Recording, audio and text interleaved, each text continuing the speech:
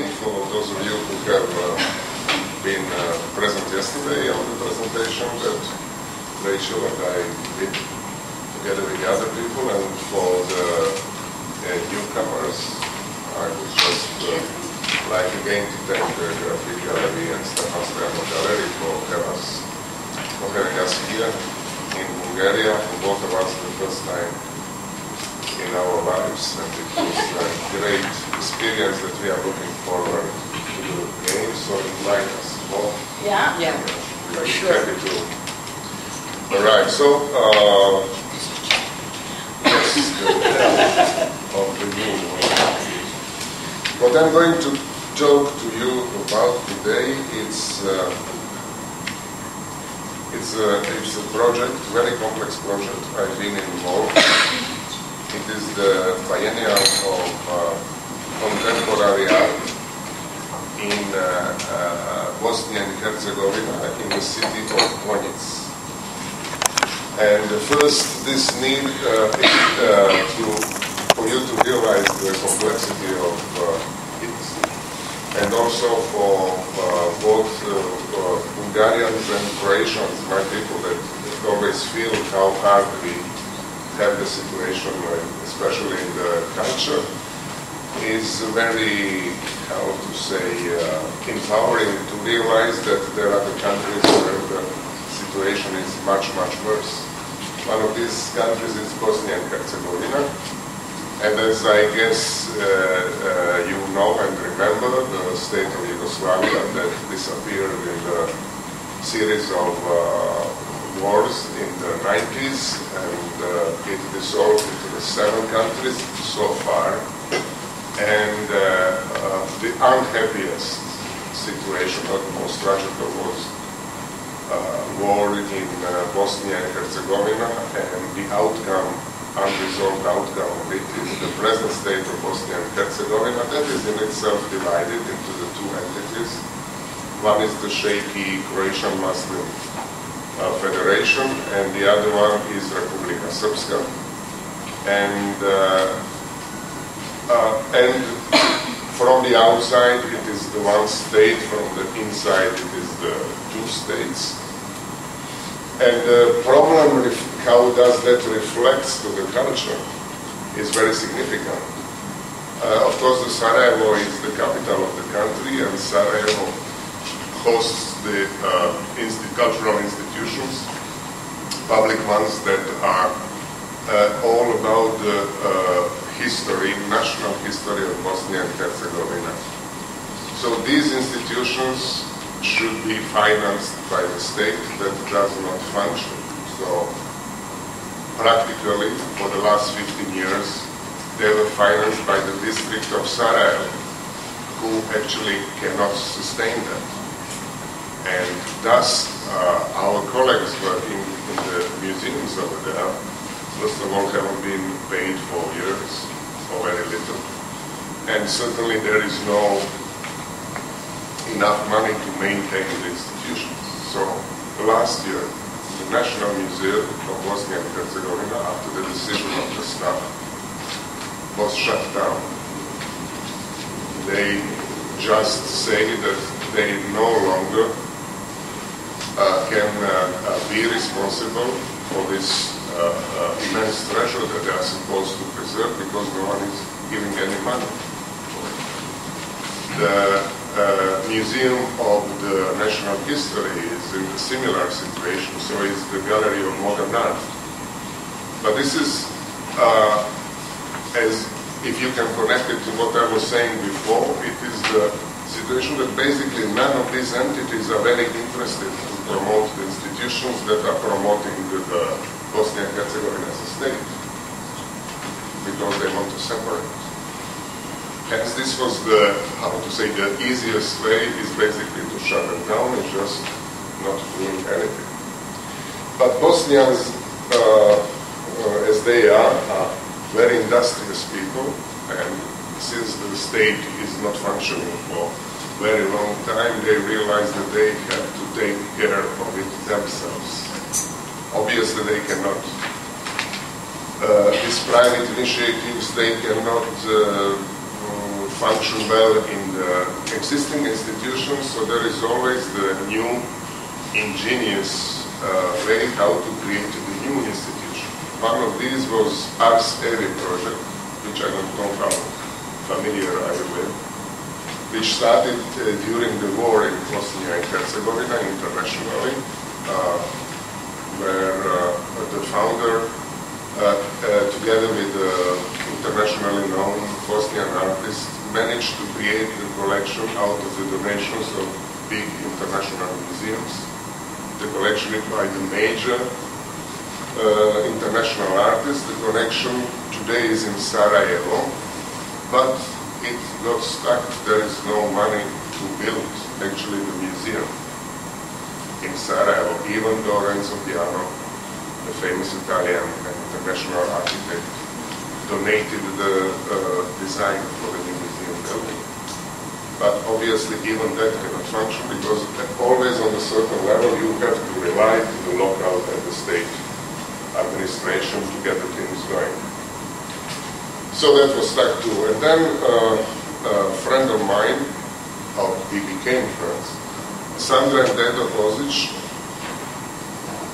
3 years ago came today again to this incredible idea how to create a museum of contemporary art outside the Sarajevo, in the city of Konjic. City of Konjic is basically the city that is on the border between Bosnia and Herzegovina. In terms of the border, I'm thinking the sort of division of this continental and more Mediterranean part of Bosnia and Herzegovina. And basically, for the location, they used something that was a remnant of Yugoslavia. So there is this top secret bunker built by the Marshal Tito and administration of Yugoslavia that, since being geographically in the heart of the former Yugoslavia, should host 350 selected persons of the political and military elite in the case of the nuclear attack on Yugoslavia. So Yugoslavia, that was in between East and West, was of course paranoid, always that it is going to be attacked from both sides probably, immediately. So this particular project that is 6,000 square meters of the bunker in the hill. And it's very even hard to comprehend it. It is like 250 meters deep into the hill, and then on the deepest point it is 250 meters from the top of the hill. Otherwise it is completely flat and you don't go under. You just keep on the same level. And it was the third, not the first, but the third biggest investment of Yugoslavia, apparently 6 billion something American dollars. It is a miracle of architecture. The first one of the same was the underground airport in Bihać, which was more expensive, and underground harbor, which is today, which is in Croatia, today in Split. So all these military objects, of course, are mined constantly, and you can destroy them by pressing the button. So this is what happened with the airport in Bihać. It was demolished in the 90s of the war. The military harbor in Split, no one is mentioning, so it is existing and functioning. And the anecdote of the military command in the case of the nuclear war in Konjic, how it was preserved was actually that it was under the control of the Yugoslav army that was completely on the Serbian side, but one of the commanding officers was Bosniak. And in the moment they gave the order that this bunker should be destroyed because they are leaving, and he already secretly decided to switch to the Bosnian side, he apparently said, okay, you go, I'll do it, it will be my pleasure. So they left, but he didn't do it. Hence the present army of Bosnia and Herzegovina is stuck with this bunker. So suddenly the bunker that was a top secret became the known fact. For all of us wondering where all these credits that Yugoslavia took, where did it go? So it is an instant attraction for people to see. So now you have in this military compound, you have this bunker that was built from 1953 to the end of the 70s. It was apparently finished at the moment Tito died. And it preserves also the technology that was, how would you call it, the top technology of the time. Exactly that. Okay. Which is of course which is completely preserved. Which is of course obsolete today. And just to tell you what is the size of this example, what is the size of this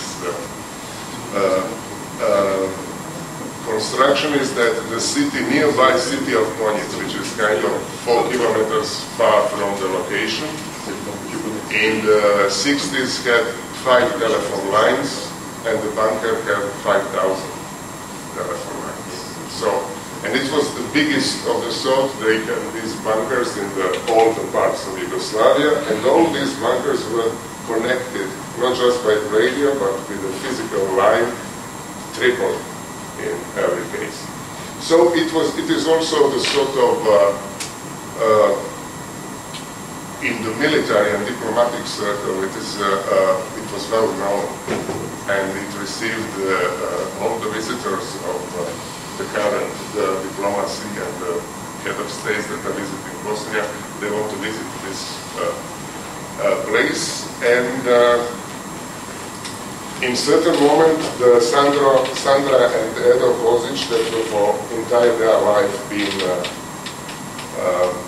connected with the cultural promotion of Bosnia and Herzegovina, and also involved with Arsevi project, they realized what is the potential of this bunker, and what are the dangers basically. First of all, you have this incredible structure. Its atomic R is standing for the war, K is for command. So atomic war command D0, meaning D for day, 0 that it is ready in every single moment to host 350 persons for 6 months without the contact with the outside world. I don't know how they came up with the number of 6 months is enough. But that means that they have not just the energy, but the food and water. And of course the clean air to make them alive for the 6 months. So you can realize the size of the operation. So for the 40 years, it was like that. And outside, what you can see is just 3 little houses, like this one. I don't know, we can get it larger. 3 little houses that mimic the village houses that are marking 3 entrances to the bunker. And it is just unimaginable. I don't know how to. The first time I entered, I was petrified to see. Of course, it is, you have always the idea that when you go to such places, it's going to be just one enormous hall, which is thus the series of the corridors that are wide enough, probably of this size, divided into the offices, and then it is U-shaped, and you have these 2 wings of the U connected with the 3 double-sized in the height and width spaces that were first served for the energy purposes. Then the one was for sort of the ventilation system, which was the key thing. And the third one, of course, was with the 2 floors, was to host the Tito and his wife, the only female that was supposed to live through the nuclear war. We knew the only one. And the rooms for the general staff. So the idea which they came to, since they know there is no existing national money on the national level, that no one will fund it except maybe a little, they made it as a European project, and hence the European project, as you know, are always made to connect the people, especially from the region.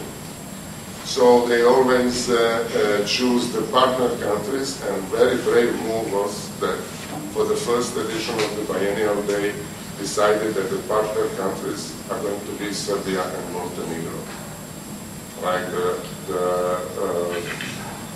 the parts that they have been involved with the most. And the colleagues Branko from Curator from Belgrade, and Petar Čuković, Curator from Montenegro, invited first group of approximately 45 artists, international, that was supposed to create and propose the site-specific works that are going to be produced and installed within the museum. The idea is, since this is the, once you say it is the biennial, you always think of the biennial as the manifestation that basically presents what is new in the art production internationally or locally every 2 years. Now this is called biennial just because it happens every 2 years. The idea of the project is much larger, meaning that all the artists are given the choice. Either they want to present their work during the biennial and then take it back, or to leave it in the bunker for the permanent or semi-permanent installation, and thus they started to build a collection of what will become a future museum of contemporary art. The artists can withdraw their works whenever they want to, or once the museum as institution will be established, they will be given the choice, either they will donate the work or maybe sell it to the museum. This is still to be decided. So the second edition was the partnership, it's kind of like the partner countries were Turkey and Croatia. And hence, me being from Croatia, I was asked, I received a telephone call as these things happen. They say, hi, here is Adam Potić, I think this biennial can we talk? And since you know that no one calls you without any reason, I came to the meeting and they give me the proposal to curate co-curate the second edition together with Vašak Šanova, very energetic and great Turkish curator of younger generation than myself. We clicked perfectly. And the thing is that then you come to when the project is explained to you, you realize what is the curatorial hardship of such a project, and especially is to select the artists who can first, there is never enough time, so you got to be very sharp and precise, who first can understand the significance of the project, who are willing to participate in creating of such an institution, and third, who can of course within their art practice react with the interesting work that will reflect all the possible significance that a museum can inspire with them. What is organized is the visit of the artists to the museum, one visit, so they can see it and feel it, because that makes incredible difference.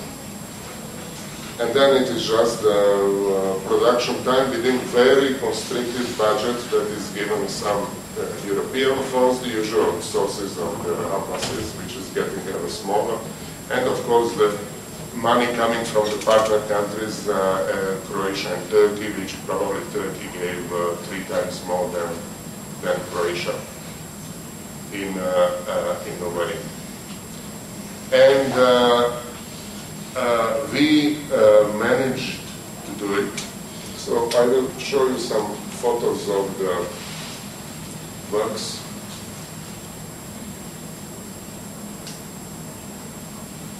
And since it is the basically museum in the making, which is very interesting for the curator to be a part of, the thing is what we, Bašak and myself, proposed to them, that actually it shouldn't be a museum of contemporary art. It should be this unique hybrid museum of military and contemporary art, of military history and the contemporary art, that we should actually musealize the bunker itself in the same way the artworks are marked and explained to the visitors. And this is probably what we, Bašak and myself, will continue to do it. So just a little bit about this is the...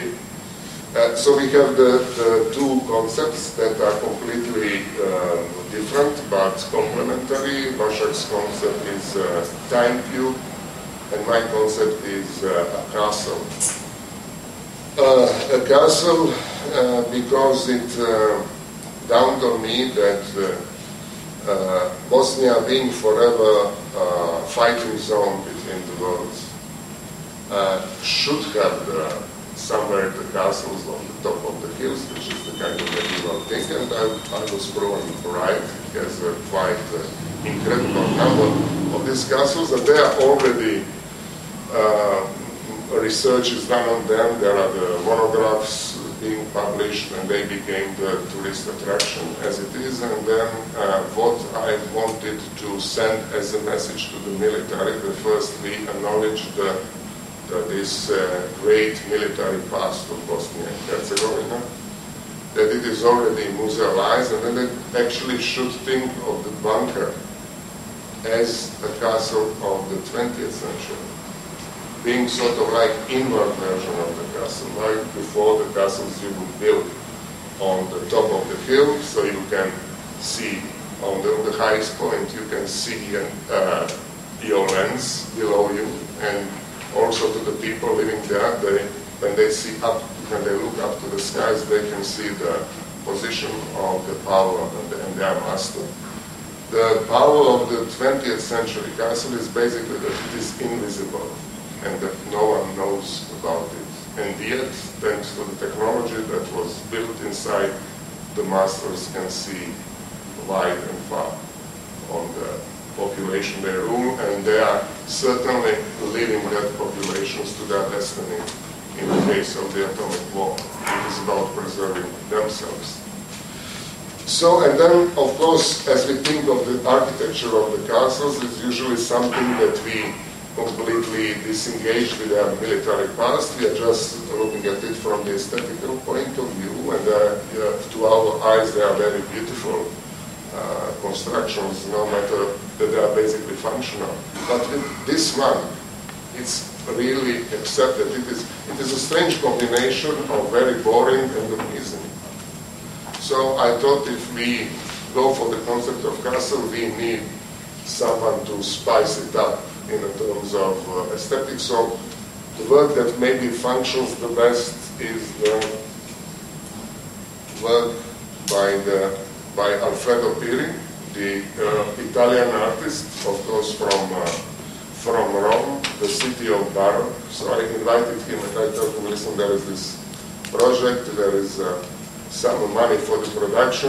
I'm thinking of the idea of the castle. We need something to give it, to beautify the thing, but of course to be significant. As you can see, he came with a proposal to lay down in the length of this. This is the entrance to the bunker. This is actually the tunnel leading you to the bunker itself, underground tunnel.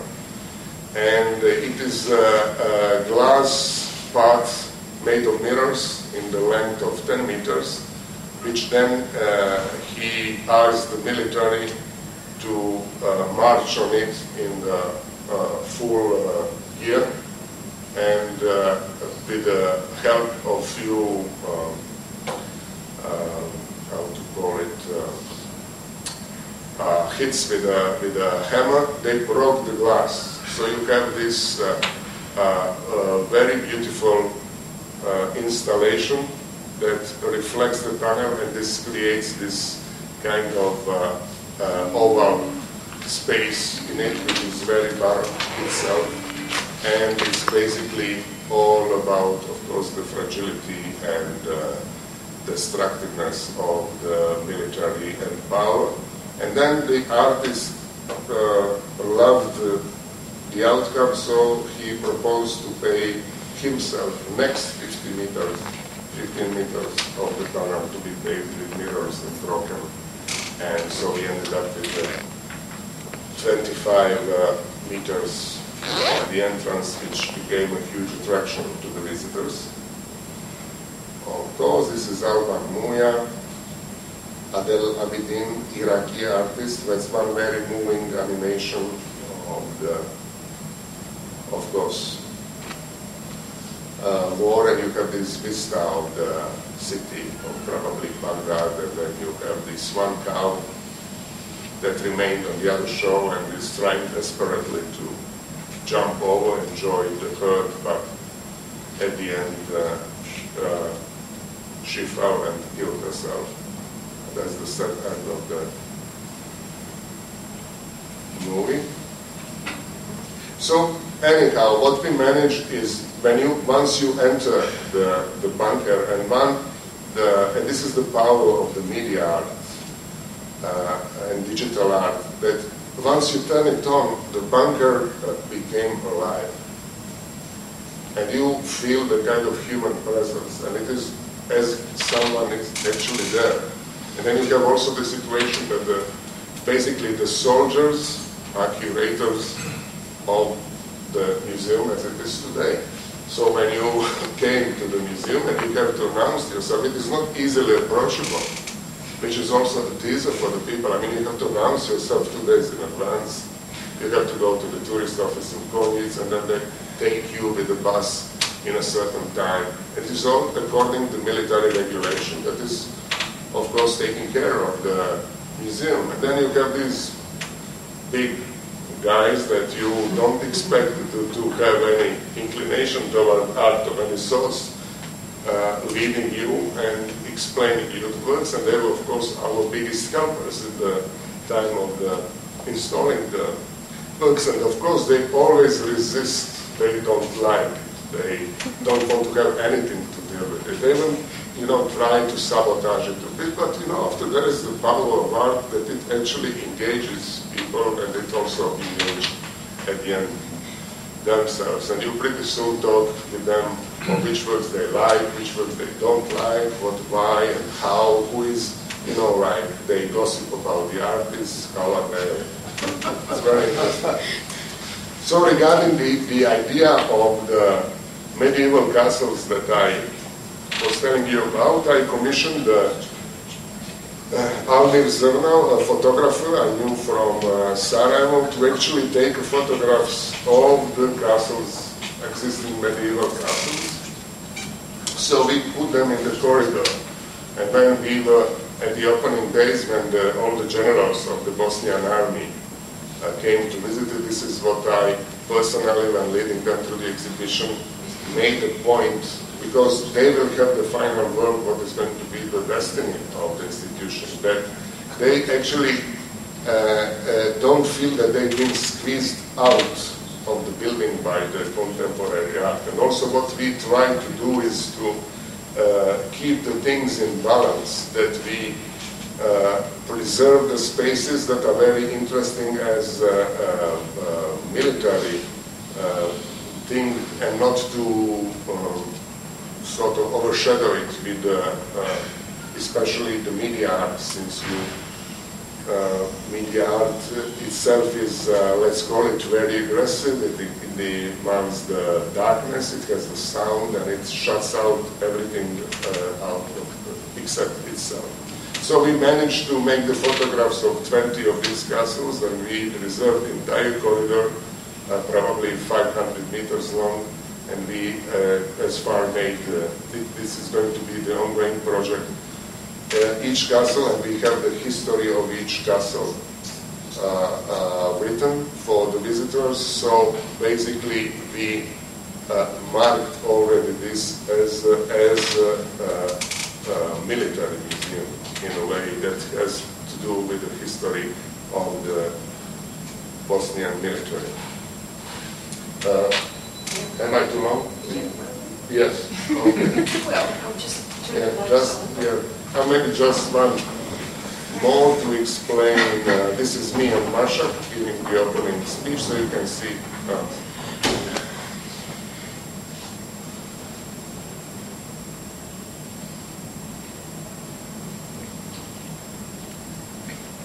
Not good. Okay. Oh, this is good. This is the animation. I think this is the. So I forgot what also we have, for instance, I will just end with this. We have work by Renata Poljak that is also presented in the exhibition you can see upstairs in the Graffit gallery.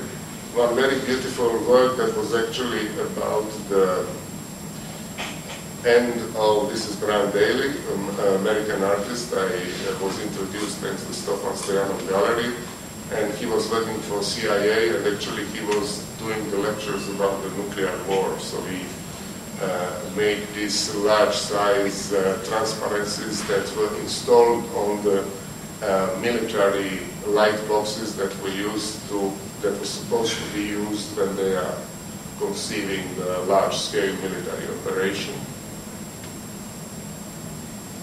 This is a work by Karl Mikhail von Haushof for the photography. This is basically the Museum of the History of Bosnia and Herzegovina, which was actually before that the Museum of the Revolution.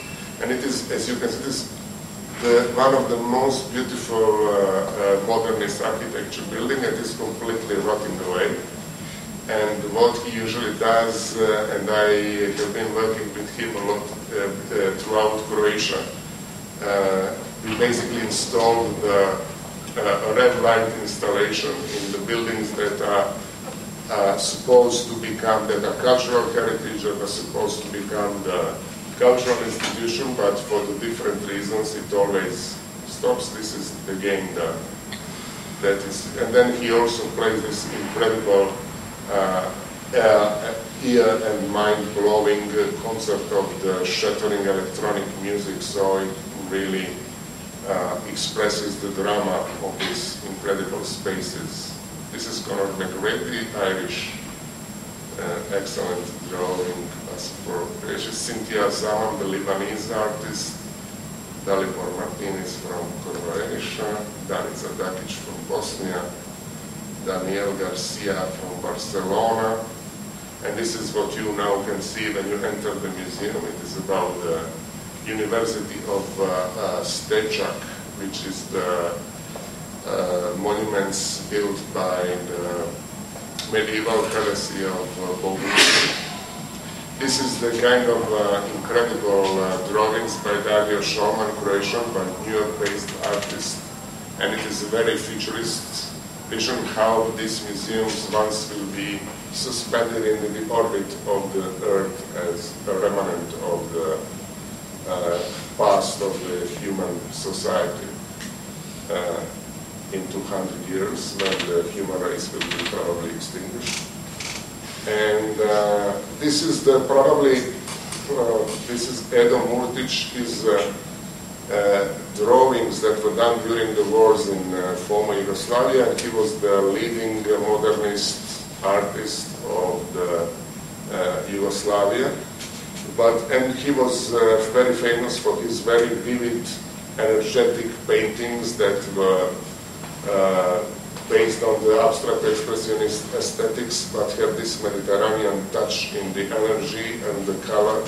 And then he was kind of famous for this hedonist art, and then when he died, his wife discovered this series of like hundreds and hundreds of the skeletons that he drew, actually from the 80s till he died in 2004, and basically that were premonition and his reflection of the wars that actually happened.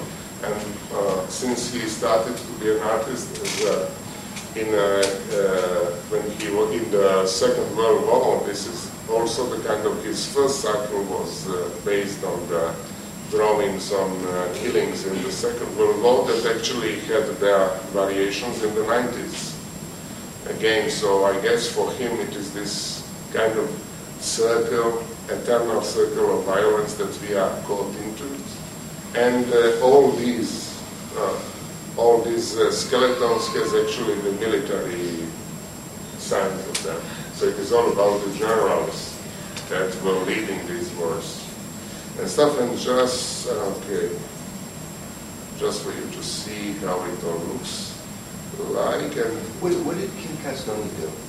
A sound installation, a sort of meditative. Can you show the slide? Yes. That is. I mean, you can't see much. Yeah, this is the sound, and you have the 4 speakers. It is very complex sound-wise. I didn't understand it much. It is from Bashak's collection. But it's a kind of heavy meditation type of thing. It is not pleasant at the beginning, but at the end, you kind of a stoner meditation. And this is who was mentioning you were mentioning the sculpture of the Hitler that you have. Yeah. Yeah, with bitter mustaches. This is the work by Leibach, the group of Slovenian group, and this is basically the how do you call it, the casket for the dead person, casket of Hitler, and there is his doll inside. So there is the window, you can see to it. And this is, the words are with rammed of bright fusion recreated hell.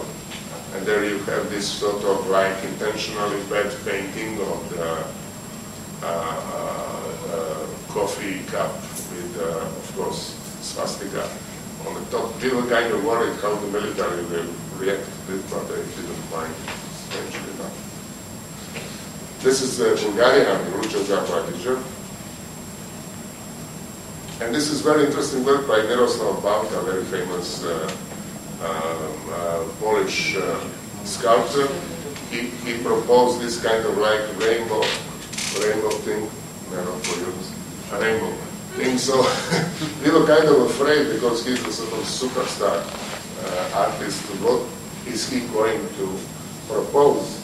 Since we don't have that much money, and he gave this incredible interactive sculpture, which is, you have these threads in the color of the rainbow on the belt, military belt, that audience is supposed to put on themselves. You make a knot on these doors that are the entrance to the bunker, and then you walk. And basically, when everyone does it, it creates a rainbow out of it. And then he told me, and you know, it is kind of has this level of being recognized as the sort of gay thing, and you should always do it to the military, kind of subversively, so they don't get it.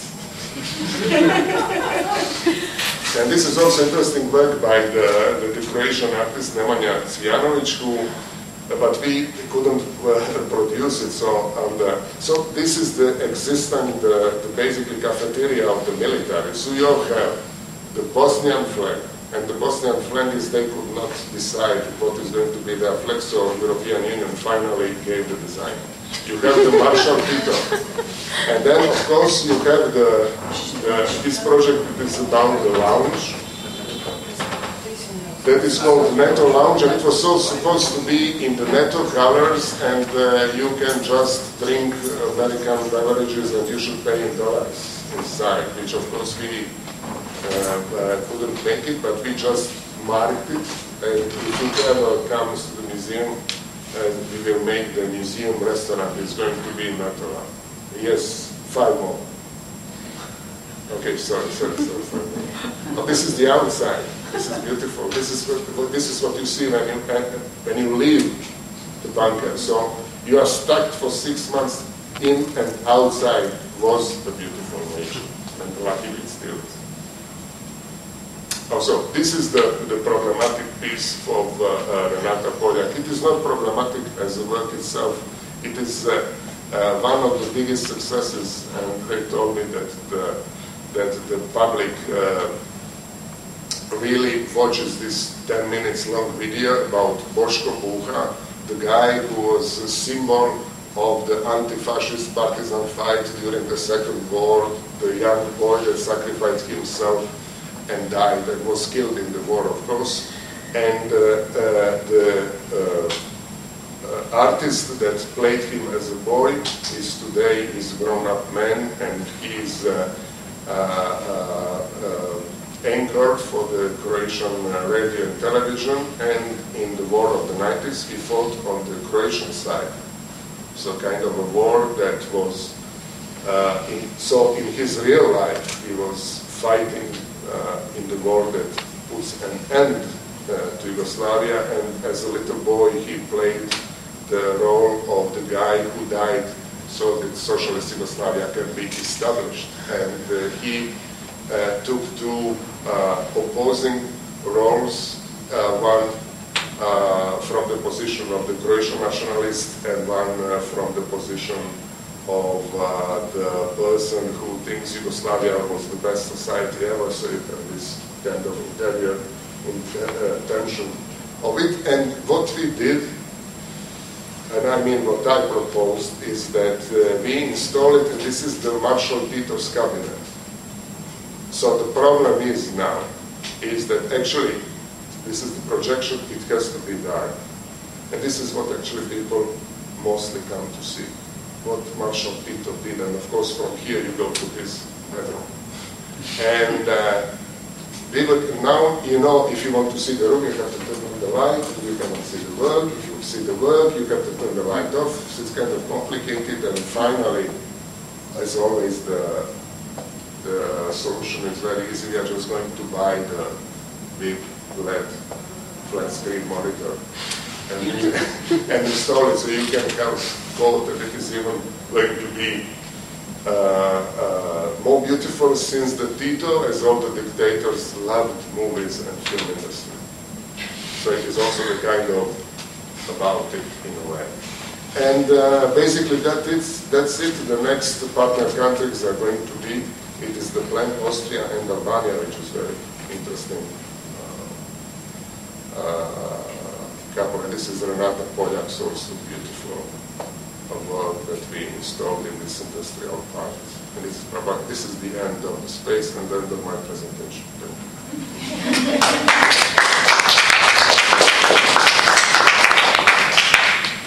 Any questions? Anyone? Yes? So initially when you started working on the project, where did you manage to find the funding for the production, or the artists had to produce themselves, or you already... Well, luckily, I'm not the one doing it. So it's the Sandra and Edo Kozic, the founders of the museum, so they apply to everyone. How is outsourcing? It is probably 4% of local money. And then it is also nice how this, we have a lot of help and volunteers from the local community, which is also very important, since in the city of Pojak there is nothing about the contemporary art. But the area is beautiful. They have this super clean river and strong and abundant river of Neretva. So of course now it's the beginning of the tourism of the source. They have the lakes, the mountains, all the natural beauty, great food, and they are realizing now that they actually have another attraction. And this is also all the military working in there. They are kind of, they realize that it is important, and also what they see, because they know that once they become the part of NATO, they are going probably to lose their jobs because the NATO would like to have them the smallest possible but functional army. But what they can be the curators in the museum. Sort of like having their old uniforms and acting as, explaining the military. So they are very smart people, and it is also, when you see, I mean, it is the city of 25,000-30,000 people, and when you see all these young people, how they enjoy this kind of life. This group of people from everywhere suddenly comes to their city, and they help and they work and they learn, and it is all from the scratches. And also, we are supposed to have the curatorial assistants that are from Bosnia and Herzegovina that will help, and they also get to know international artists and curators. It is basically very good beginning of their professional life that can give them many ideas.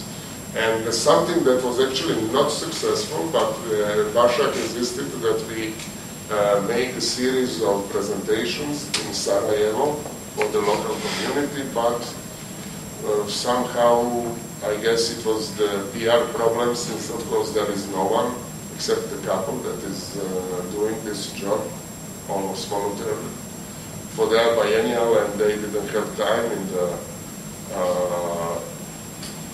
when you start to install the show, you have the all kind of organizational problems and issues, as you know, so they were completely overrun by these things, and they could not promote the presentation thing to the local audience, and also we couldn't because we don't know the local audience, and whom we brought to the academies to Bosnia and Herzegovina. And strangely enough, we have the students coming to see the biennial from Germany, from Croatia, from Austria, kind of northern, but none from Bosnia and Herzegovina. So it is the kind of showing you the desperate mind frame, because most of the people just gave up. And they just let it be as it's going to be. And this is what actually the biennial, as all these other, how to say, projects are trying to change.